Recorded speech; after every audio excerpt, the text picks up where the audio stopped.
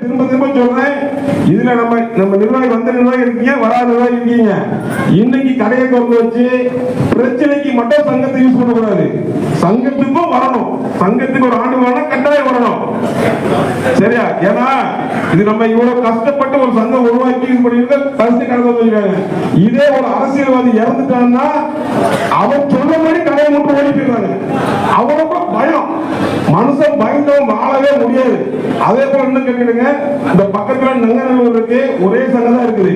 யாரும் இந்த காலண்டு கொடுக்க முடியாது, காலண்டு யாரும் வாங்க மாட்டாங்க. அப்புறம் ஒரு சின்ன சங்கம் பிருந்தாவன் நகர், அங்க ஒரு சங்கம் தான் இருக்கு, அங்க யாரும் காலண்டு வாங்க மாட்டாங்க. இங்கதான் உள்வட்ட சாலை, வெளிவட்ட சாலை, சதுர சாலை, முக்கோண சாலை, பல சங்கம் வருது. ஏன் காலண்டு வாங்குறீங்க? யார் வந்தாலும் யார் வந்தாலும் தைரியமா சொல்லுங்க. என்ன பிரச்சனை பேசணும், நான் இருக்கல. ஏன் நீங்க யாரும் இதாகிறீங்க? யார் காலண்டு காலண்டு வாங்குறாங்க? இந்த மாதிரி உள்ளதர பொதுவாக உணவு பெற்ற வர்த்தகத்துக்கு தைரியமா சொல்லுங்க. சில சமயம்